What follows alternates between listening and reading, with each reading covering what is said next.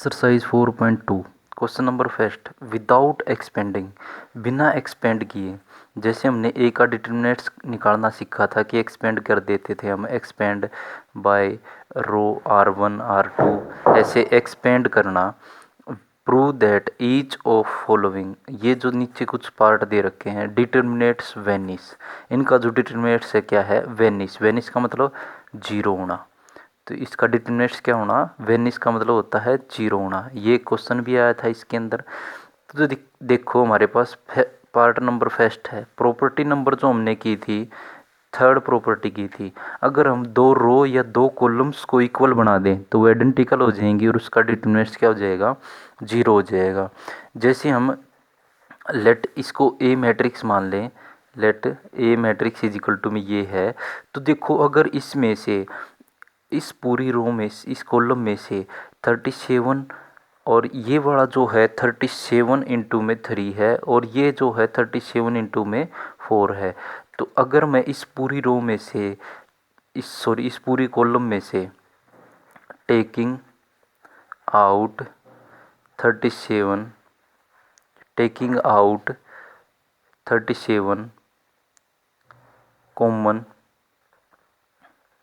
From C1, अगर इस पूरी ये रो कॉलम होगी C1 और ये C2 और ये C3, मतलब हमारे पास ये इससे डिनोट करेंगे। अब देखो ये आपने पढ़ा ही होगा, ये सबसे ज़्यादा इम्पोर्टेंट रहेगा, यहाँ पे आपको याद रखना। रो फर्स्ट, रो सेकंड, ये रो थर्ड और ये कॉलम होते हैं, तो column first, column second, column third. तो अगर हम यहाँ पे हम सीधा डिनोट करेंगे, जैसे ये कॉलम फर्स्ट है तो इसको C1 से, इसको C2 से और इसको C3 से। और ये रोज अगर फर्स्ट है तो रो 1, रो 2 और रो 3 से डिनोट करेंगे। तो हमने देखो टेकिंग आउट कॉमन 37 कॉमन निकाल लेंगे हम फ्रॉम C1 से। तो देखो अब अगर हम इसमें से कॉमन निकाल लें तो बाहर आ जाएगा 37 और यहाँ पे बच जाएगा 431 23 17 101। अगर यहाँ से देखो आप, ये वाला कॉलम और ये वाला कॉलम कैसे हैं, आइडेंटिकल। तो देखो हमारे पास रीजन ये दे सकते हैं कि ये वाला 37 मल्टीप्लाई ये वाली क्या हो जाएगी, डिटर्मिनेंट्स जीरो। इसका रीजन क्या हो जाएगा, C1 and C2 are identical. ये प्रॉपर्टी बताई थी कि आइडेंटिकल का मतलब क्या होता है, ये पूरी क्या हो जाएगी, मैट्रिक्स डिटर्मिनेंट्स जीरो हो जाएगा। जिसने इससे पहली वाली प्रॉपर्टी वाला लेक्चर नहीं देखा है तो पहले प्रॉपर्टी वाला देखना है, उसके बाद ही ये देखने में आपको आसानी से समझ में आएगा, नहीं तो ये समझ में नहीं आएगा। तो 37 की जीरो से मल्टीप्लाई करेंगे तो जीरो। और हमने क्या बताना था कि ये मैट्रिक्स का जो डिटर्मिनेंट्स है वो क्या है, वेनिस है मतलब जीरो है, तो हमने जीरो प्रूव कर दिया। अब देखो नेक्स्ट मैट्रिक्स हमारे पास है, नेक्स्ट दे रखी है, इसको ए मान लेंगे मैट्रिक्स 2 3 4 5 6 8 6x 9x और 12x। अब इसमें से देखना है कि कौन सी रो या कॉलम आपस में आइडेंटिकल बन रहे हैं। तो देखो ये 2 3 4 इसमें से कुछ कॉमन नहीं आ सकता, 5 6 8 इसमें से भी नहीं आ सकता। इसमें देखो अब ये वाली जो रो है इसमें देखो तीनों में x है, x x x, एक तो x कॉमन आ सकता है, दूसरा इसमें 3 2 जा 6 और 3 3 जा 9 और 3 4 जा 12, तो एक 3 कॉमन आ सकता है। तो यही taking out 3x common from, ये क्या है, अब ये R1 रो है, R2, ये क्या है R3, किस में से ले रहे हैं हम, R3 में से। तो R3 में से लेंगे तो क्या आ जाएगा, तो 3x तो बाहर आ जाएगा क्योंकि हमने 3x क्या लिया है, कॉमन लिया है। तो 2 3 4 5 6 8 यहाँ पे बच जाएगा, यहाँ से 3x कॉमन ले लिया तो यहाँ 2, यहाँ 3, यहाँ 4। अब देखो ए मैट्रिक्स इज इक्वल टू में, तो यहाँ से देखो ये वाली जो रो है R1 और ये जो रो है R3 आर आइडेंटिकल, ये दोनों आपस में क्या है, बराबर हैं, एक जैसी हैं। तो इसका आंसर क्या आ जाएगा, जीरो। इसके लिए रीजन क्या लिख देंगे, R1 and R3 are identical, ये क्या है, आइडेंटिकल है। तो इसका आंसर क्या आ जाएगा, 0 आ जाएगा। और यही हमें प्रूव करना था। उसके बाद देखते हैं हम क्वेश्चन नंबर इसके 2 पार्ट और करवा देता हूँ, और बाकी जो 2 बच गया आप खुद ट्राई करना।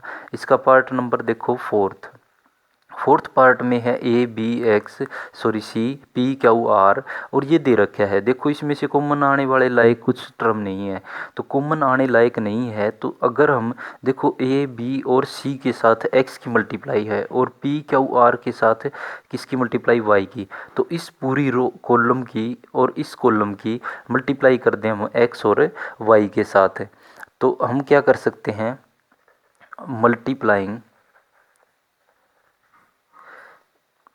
x and y into C1 and C2।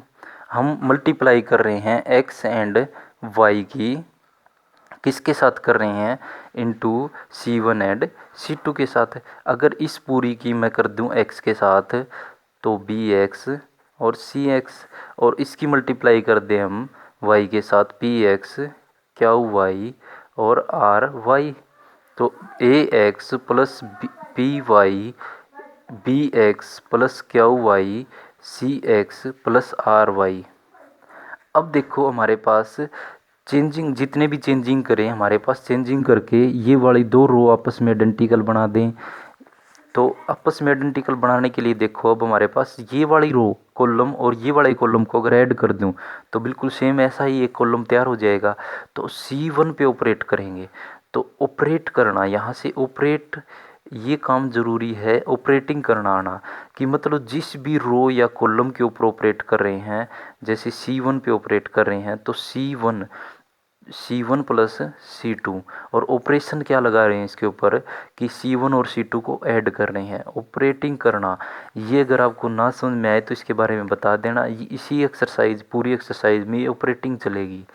तो देखो हमारे पास ax प्लस पी वाई और bx plus q y cx plus r y, और बचा हुआ है p y q y r y, और यहाँ से है a x plus p y b x plus q y और c x plus r y, ये दे रखा है।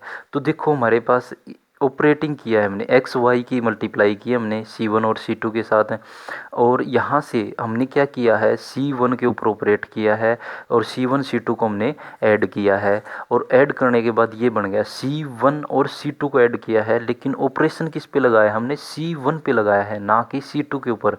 तो हम C1 वाले जो कॉलम है C1 पे, उसी के ऊपर क्या करेंगे, प्लस करेंगे, और C2 एज इट इज रह जाएगा।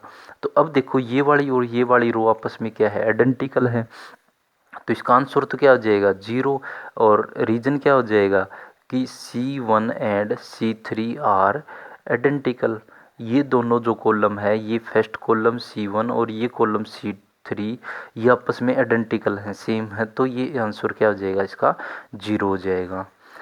उसके बाद इसका लास्ट पार्ट देखते हैं हम। लास्ट पार्ट में दे रखा है कि साइन अल्फ़ा कोस, ये पार्ट दे रखा है। हम लिखते हैं यहाँ पे कि sine alpha into cos alpha, और कोस अल्फ़ा प्लस डेल्टा, और उसके बाद दे रखा है साइन बीटा और कोस बीटा, उसके बाद कोस बीटा प्लस में डेल्टा, उसके बाद दे रखे है यहाँ पे साइन गामा, उसके बाद यहाँ पे है कोस गामा, और उसके बाद यहाँ पे है कोस गामा प्लस में डेल्टा। तो ये दे रखा है हमारे पास। अब इसको सोल्व करना है, तो इसको सोल्व करें। देखो ए है, ए का डिटरमिनेंट 0 बनाना हमें। तो देखो ये है G T, sine alpha sine beta sine gamma, उसके बाद कोस अल्फ़ा कोस बीटा और कोस गामा।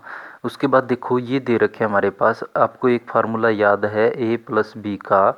तो अगर a प्लस बी है तो ये आ जाएगा कोस ए इंटू में कोस बी माइनस साइन ए इंटू में साइन बी।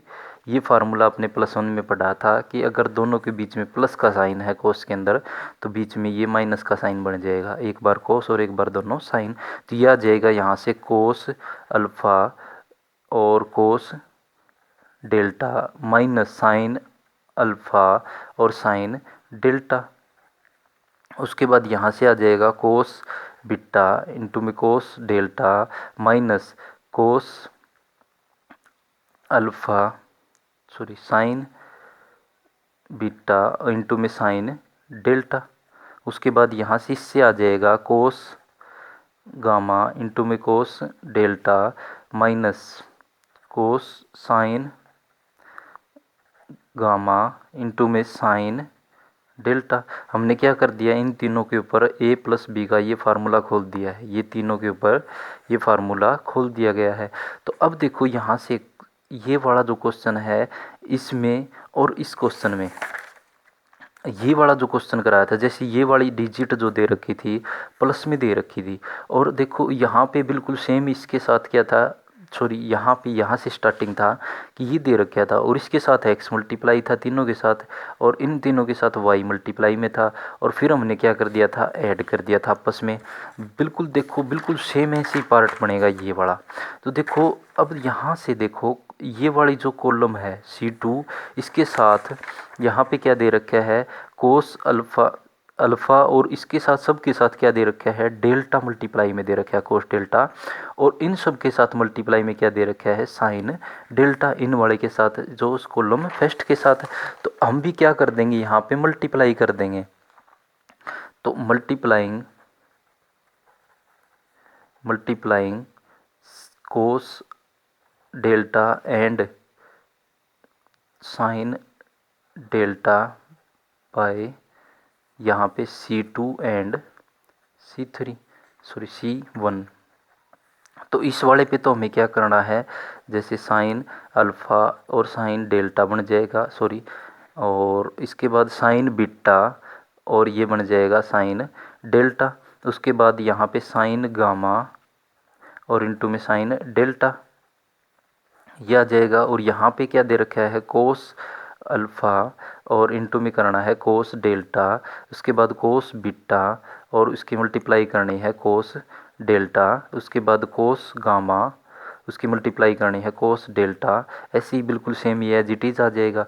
अब देखो हमारे पास ये वाला और ये वाली बराबर बनाने के लिए, तो इसमें से ये वाली जो C ऑपरेट कर देंगे हम C2 के ऊपर, C2 में से C1 माइनस कर देंगे। देखो ये वाला हमें कोस अल्फ़ा और बीटा इनमें से ये वाला माइनस चाहिए, ये जो बना हुआ है वो इसमें से माइनस चाहिए है, तो हम क्या कर देंगे C2 के ऊपर ऑपरेट कर देंगे यहाँ पे, और इसके माइनस में क्या ले आएंगे, C1 वाले, ये वाले सारे माइनस में ले आएंगे, और ये वाला और फिर ये वाले क्या हो जाएंगे, दोनों आइडेंटिकल हो जाएंगे, जैसे C2 एंड C3 आइडेंटिकल हो जाएंगी, तो इसका आंसर 0 आ जाएगा। ये खुद आगे खुद ट्राई कर लेना, और ना समझ में आए तो पूछ लेना।